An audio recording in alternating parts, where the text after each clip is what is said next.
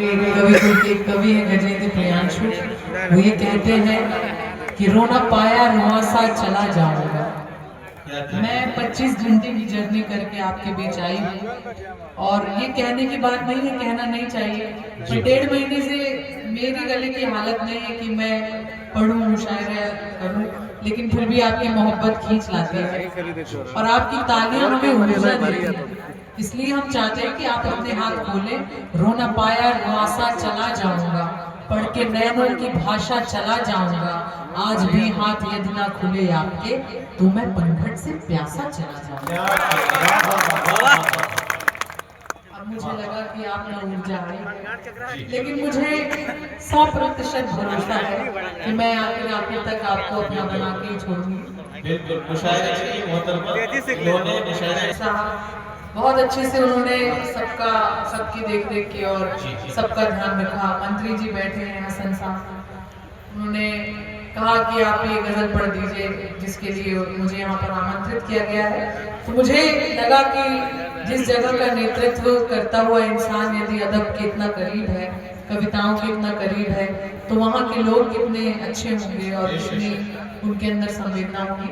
अरशद जी जो अपने पिताजी की विरासत संभाले हुए हैं, अब्दुल साहब की विरासत को आगे लेकर जा रहे हैं, मैं आपके पिताजी को 4 पंक्तियां समर्पित करके अपना सफर का आगाज करूंगी कि समझाइश की हर एक बात कम पड़ती है, समझाइश की हर एक बात कम पड़ती है, जागो तो भी कई रात कम पड़ती है।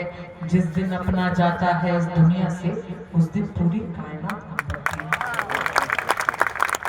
लेकिन आप हैं तो लोगों को एहसास होता होगा कि आपके पिताजी भी हैं कहीं ना कहीं। 4 पंक्तियां पढ़ती हूँ, जहाँ अच्छा लगे वाह वाह कीजिएगा, तालियां बजाइएगा और इस मुशायरे को कामयाब करिएगा। लोग बार बार जिक्र कर रहे हैं कि मंत्री जी बैठे, मंत्री जी बैठे। मंत्री जी तो हैं ही, लेकिन शायरों के लिए, कवियों के लिए सामने बैठे जो श्रोता है वो भी किसी मंत्री से कम नहीं होता।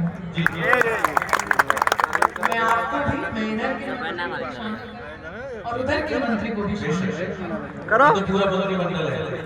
जी जी। और आज थोड़ा सा लीजिए खींच के। लोग अपने सगे भाई के साथ भी बैठना पसंद नहीं करते हैं, आप इतनी शानदार महफिल सजाते हैं। यहाँ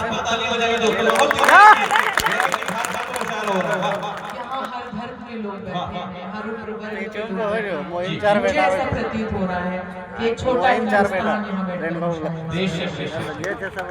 तुमको जो भी दुनियादारी लगती है, लोगों को लगता है मुशायरे क्यों होते हैं, तुमको जो भी दुनियादारी लगती है, इन कामों में हिम्मत भारी लगती है, तुमको ये सब गैर जरूरी लगता है, मुझको अपनी जिम्मेदारी लगती है। पढ़ती हूँ, सुनिए।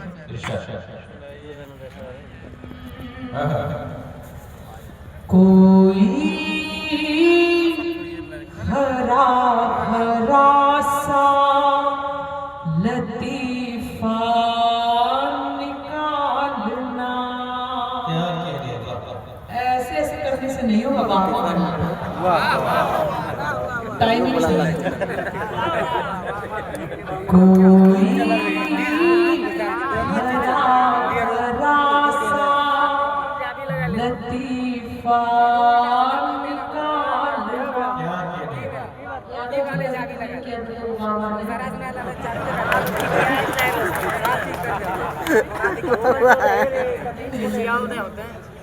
नहीं अच्छे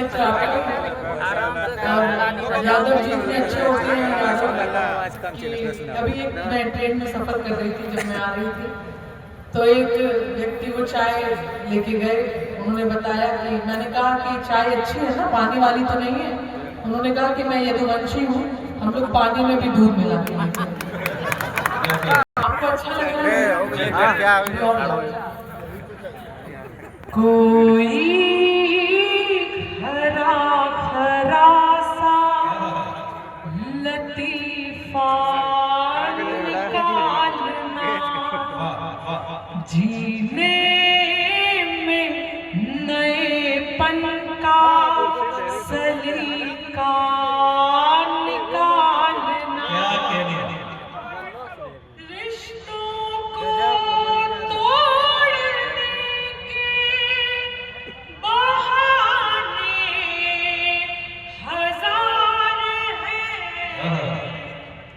रिश्तों को बचाने का तरीका।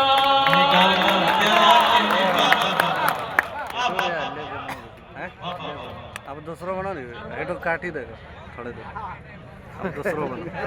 से तेरी नजरें उतारना, तुमको हजार नाम से मेरा पुकारना,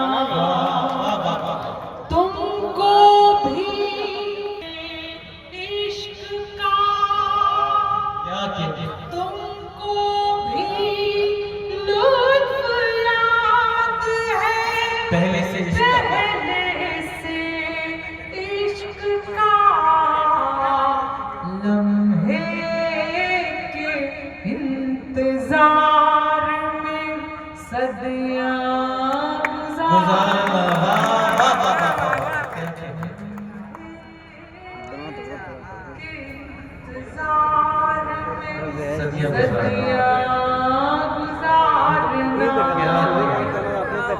जो लोग खड़े हैं उनको भी शामिल करना चाहते हैं, क्योंकि किसी के सामने बैठना आसान हो सकता है, लेकिन किसी की मोहब्बत में खड़े रहना बहुत मुश्किल होता है ना? सही कह रही हूँ। इसलिए अब आपकी भी बात है, आपको विषय नहीं करते। दिल से सुहानी याद का साया नहीं गया, दिल से सुहानी याद का साया नहीं गया, दिल से सुहानी याद का साया नहीं गया।